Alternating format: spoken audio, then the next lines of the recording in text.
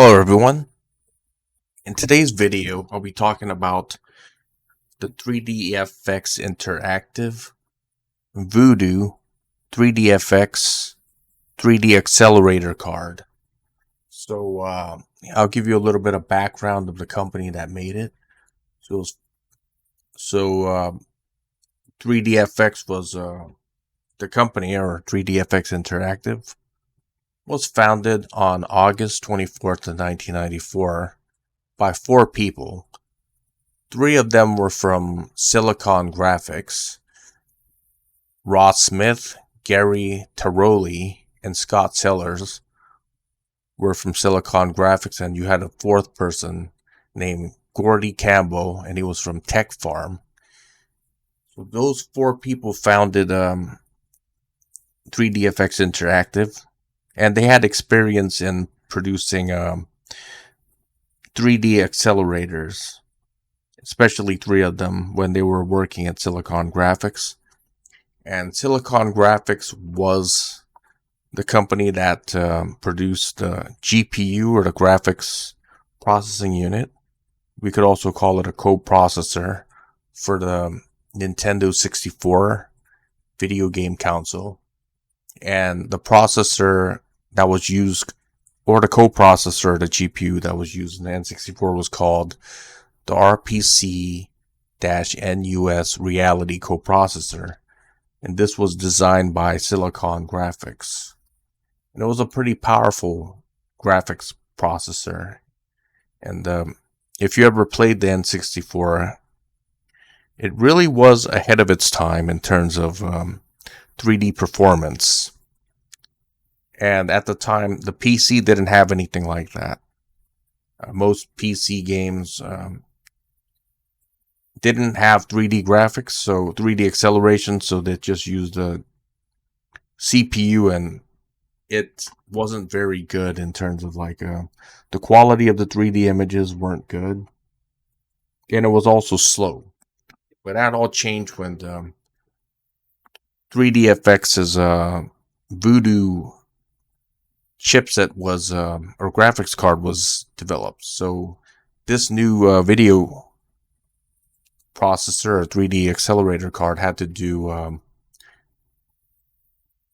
point sample texture mapping, Z and double buffering, garroted shading, subpixel correction, alpha compositing, and anti-aliasing. So it had to have all these features for the new Voodoo video 3D accelerator. And there's various types of 3D accelerators made by many different companies. The one that I had was none of the companies that I'm showing on this diagram here. I don't even remember the name of the company. But for my 3DFX card, I bought it in late 1997. And this company was near where I lived. One of my friends told me that there's a company that sells 3DFX Voodoo 3D accelerators. Since the company was making it there in my local area, they only charged us like $189 for it. At the time, 3DFX reference cards were sold for as much as $300, and we really couldn't find any. There was like a shortage of it.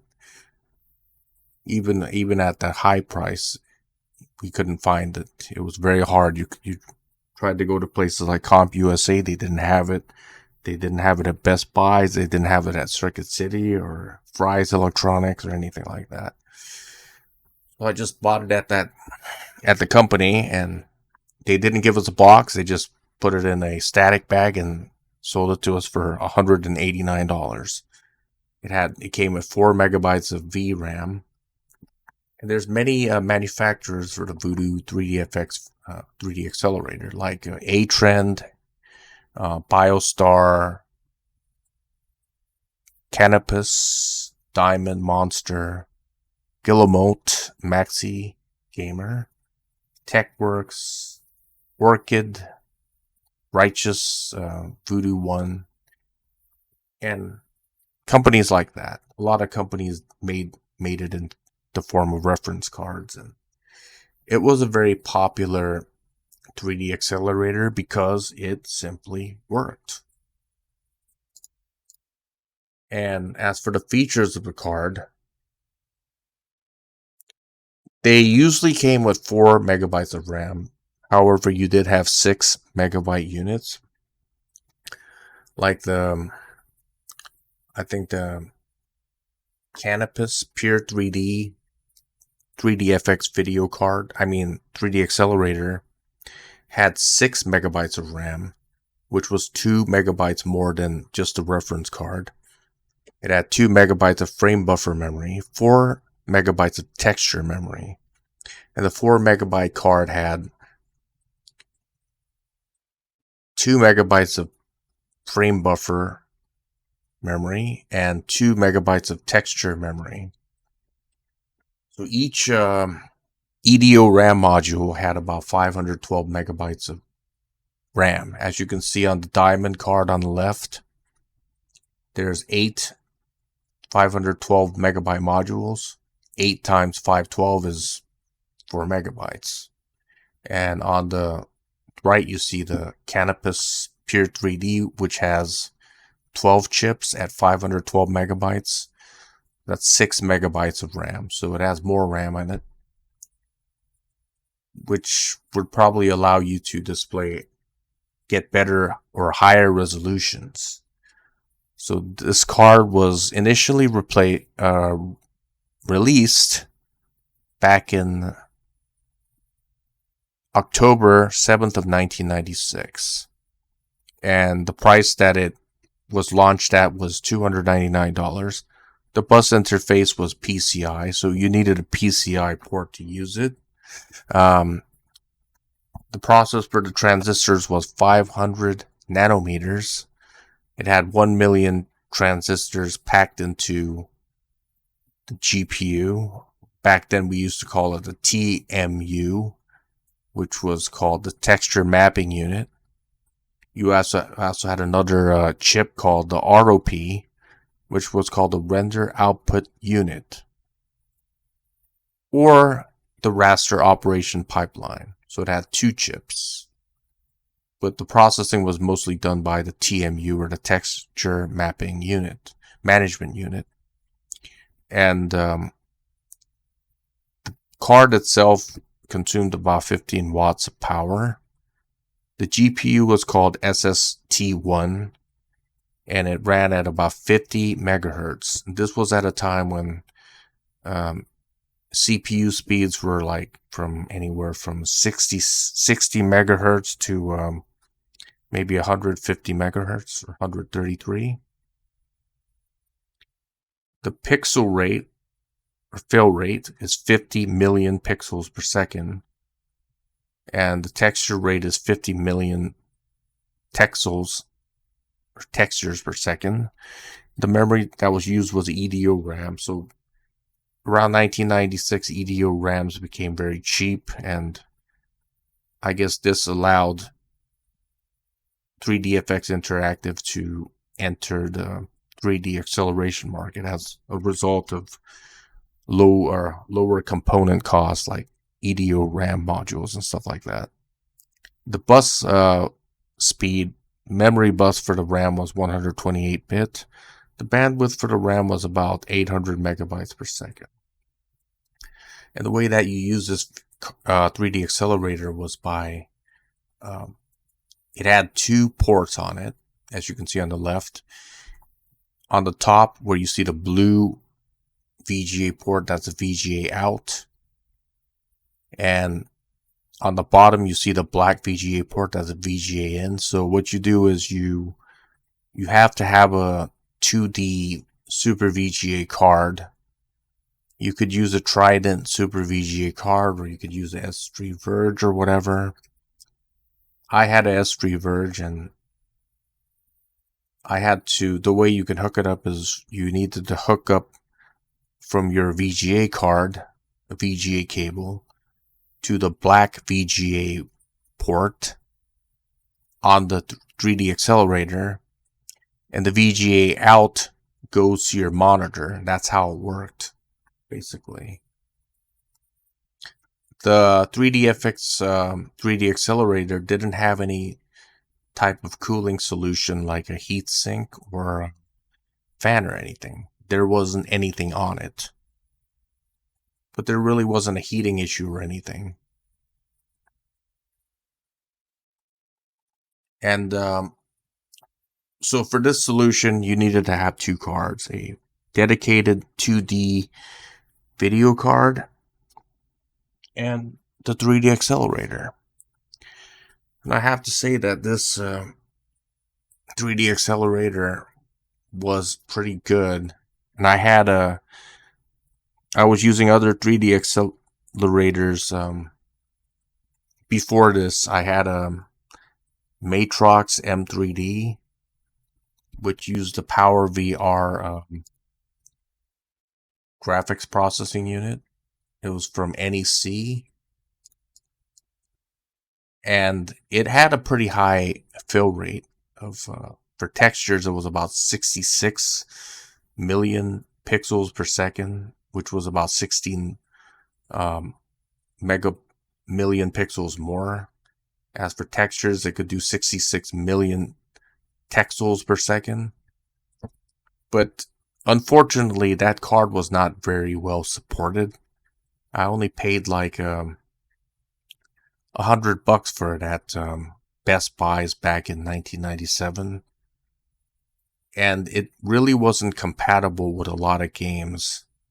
That was one of the biggest problems with that 3D accelerator. And it didn't have the VGA ports like it did with 3DFX. So you didn't need a lot of VGA cables. It didn't have any VGA cables that was needed. So everything went through your 2D Super VGA card. But I have to say the performance was not good. So I ended up buying a 3DFX Voodoo, and I was pretty satisfied with it. And before, I was using the Matrox M3D, which used the PowerVR GPU. I was using the S3 Verge to do 3D acceleration, but that was very subpar. That's why I got the Matrox M3D. And in the next part of the video, I'm going to show you how I'm going to run the 3D FX Voodoo 3D accelerator. And I'm going to run some games without the 3DFX Voodoo 3D accelerator. There's a very big difference of using it and not using it, as you will see.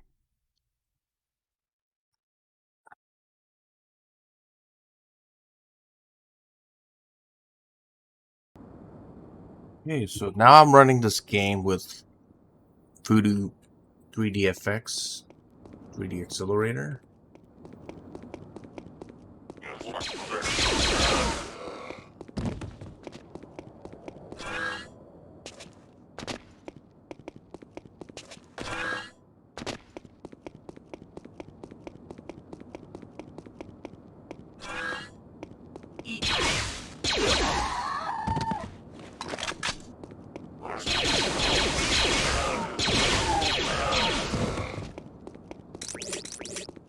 What I'm going to do now is I'm going to run it without 3D accelerator and show you the difference. So I'll be running it at 640 by 480 without 3D accelerator.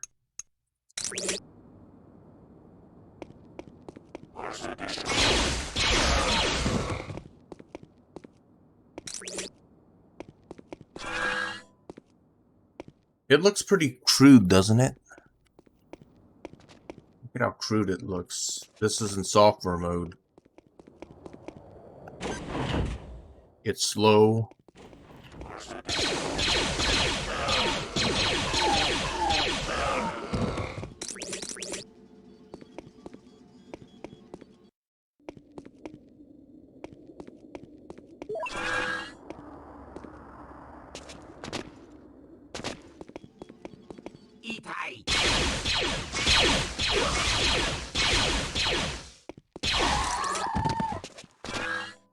Having a slower frame rate makes the game a little bit more difficult to play, doesn't it?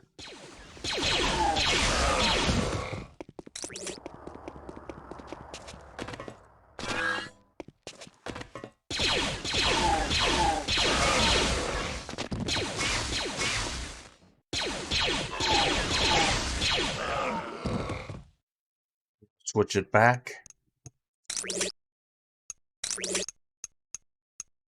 Enable 3D acceleration.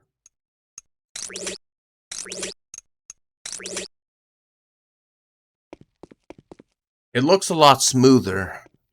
You notice that there's no jagged edges or anything? That's because the anti-aliasing is working with the 3D accelerator.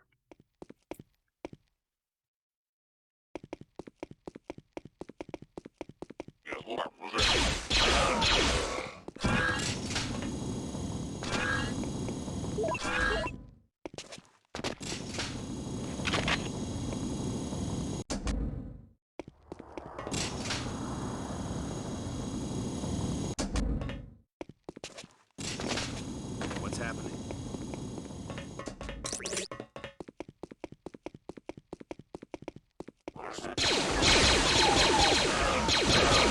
So this game is Star Wars Dark Forces 2. It was released in 1997, so it has support for 3DFX, Voodoo 1, 3D accelerator.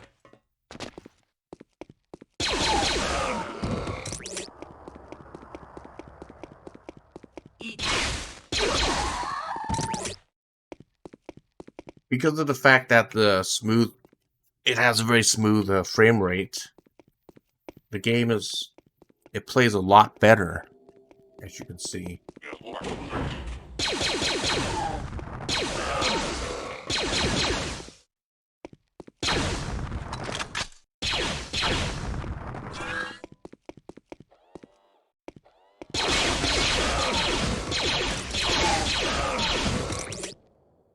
So the 3D accelerator kind of like acts as a math coprocessor. It does a lot of the computations and calculations, making the game smoother, perform better, basically.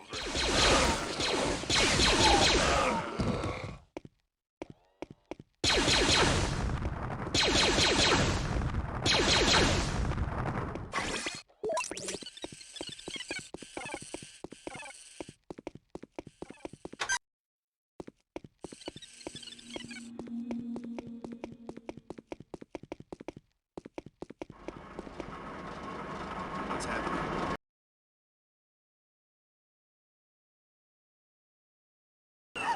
Over there! Help me!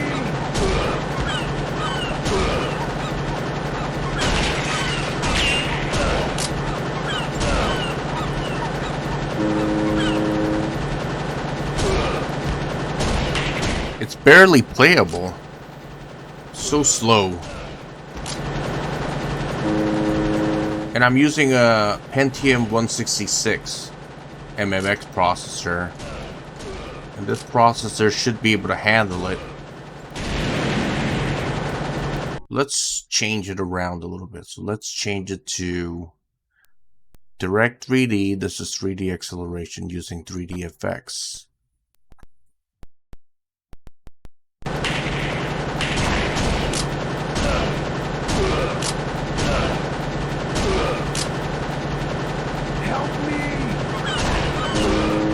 Not only does it look better, the frame rates are a lot higher as well, so the game is more playable using 3D acceleration.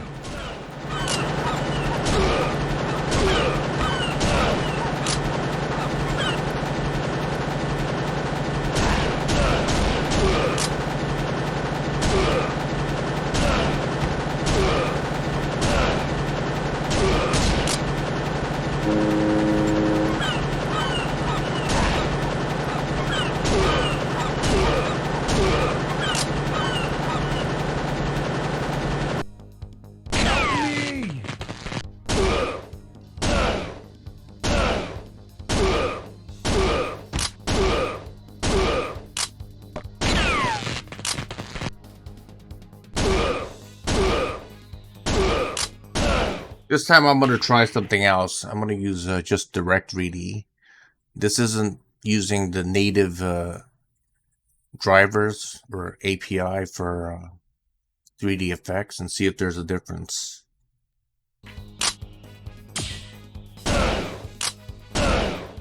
Please don't shoot! It's not as smooth, as you can see, but it's still better than software mode. Using just direct 3D.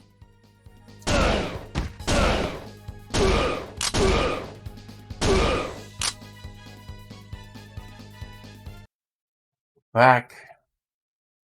Switch it to 3D FX's driver.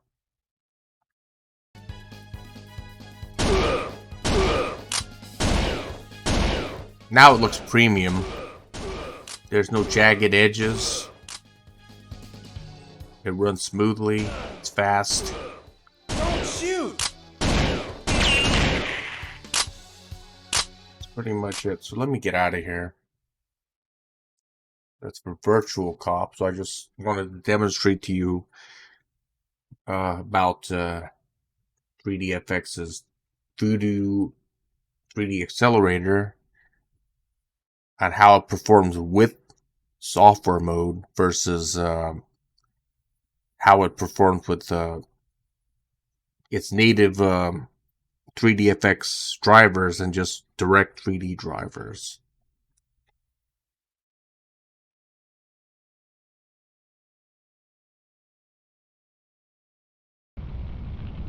Instant action selected.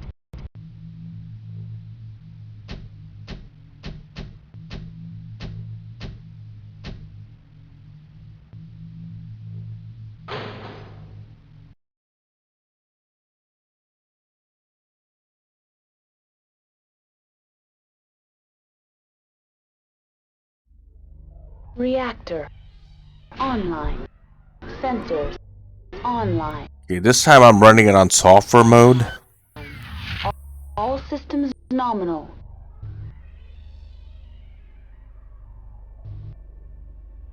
This is absolutely horrible. This is not even playable. So let me get out of here. And that's software mode for Mechwarrior Mercenaries.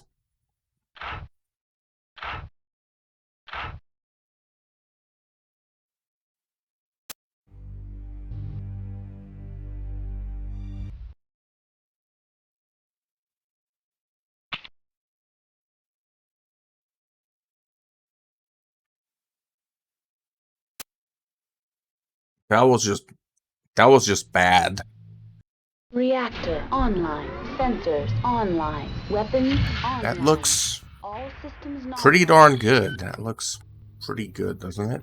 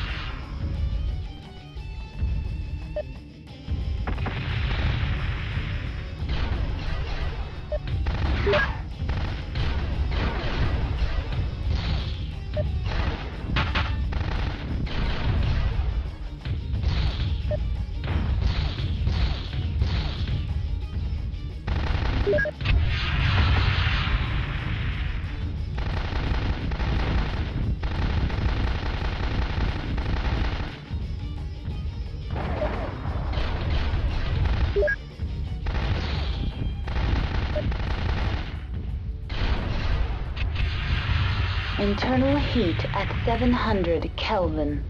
Enemy mech destroyed.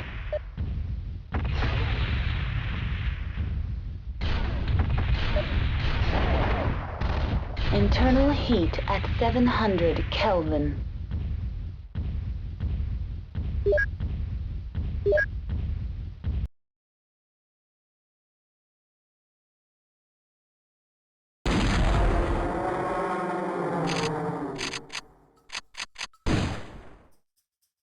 Right now I'm running Turok, which was a first-person 3D shooter type of adventure game made in 1997, and this had native 3DFX drivers.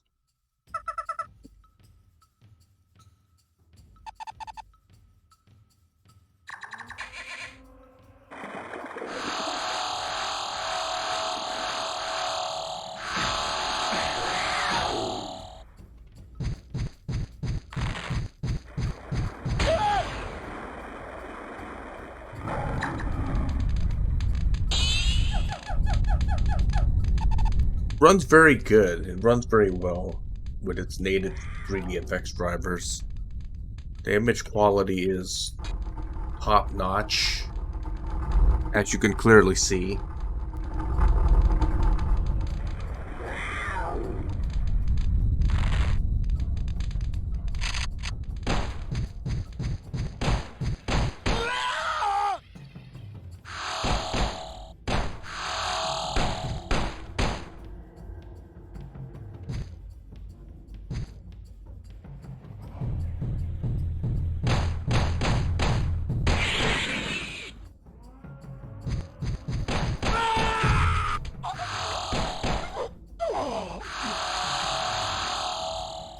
The one good thing about 3DFX was that it had its own drivers, so the performance and the image quality was always a cut above the rest. There were other 3D accelerators at the time, but